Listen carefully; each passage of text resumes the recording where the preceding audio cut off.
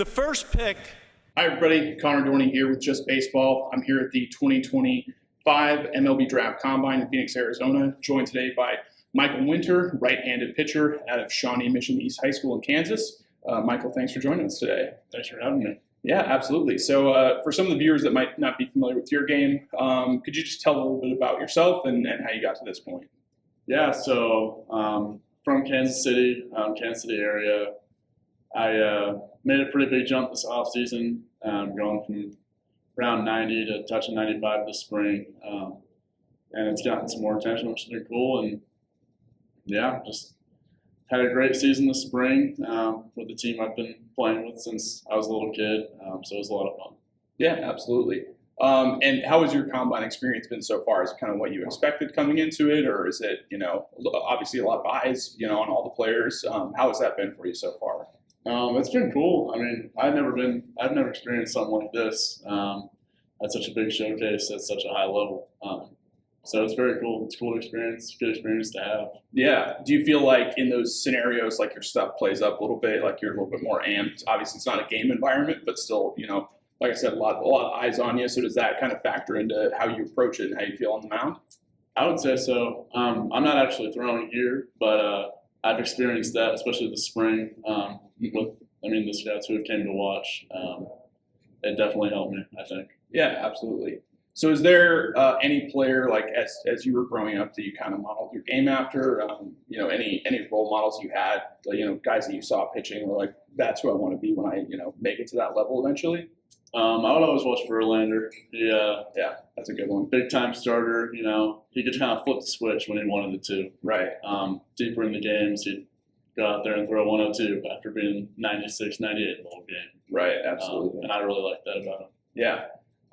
And in terms of I understand you had a back injury your sophomore year that kept you out. Obviously, that must have been very difficult. How was that process mentally coming back from something like that? Obviously, you want to be on the field competing with your teammates. How tough was that for you, and how do you feel now, getting past that? Yeah, so, there was just a lot of uncertainty at the time.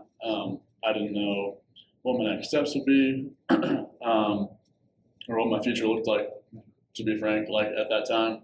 And it's kind of helped me get into these routines and processes and kind of trust what I'm doing off the field. That'll keep me healthy when I'm on the field, so I can just go compete and have fun. Yeah, for sure. So you're currently committed to Dartmouth. What appealed to you about that program, and how was that recruiting process for you? Yeah, so it's got an education you can't beat. Right. Yeah. The coaching staff I really connected with and felt like I could trust, especially with my career for the next hopefully 3, possibly 4 years. And then, the ability to play. People go to big schools. I'm not bashing on anybody, but, they'll sit out a year, and I want to play. That was a big factor. Yeah, that's a huge part of it for sure. So obviously a lot of the focus here is, what players can do on the field, but so much of it is also off the field, teams getting to know the players and their personalities. What are some of your passions off the field that kind of make you the person that you are? Try to hang out with my friends a whole lot. The lake is probably my favorite place, Lake in the Ozarks. I get to go down there a couple times a summer. Yeah. Spend some time. I like to fish a little bit. Golf in the summers. It's always a good time. Mm-hmm. Just kind of stuff that takes my mind away from baseball. Yeah, for sure. So going through this whole process, obviously you've overcome a lot of adversity. What's maybe like one piece of advice you would give to yourself as a younger player that maybe you didn't realize about this process, like going forward? I think just keep your mind on the bigger picture. Appreciate what you've got, and know there's always more out there. Just keep with your work ethic, and keep your eyes on what's down the road. So, yeah. So I guess during this process, is there one particular hitter that you faced that was kind of your toughest competition? One AB that sticks out in your head? I think this spring, Bo Peterson. He was on Mill Valley.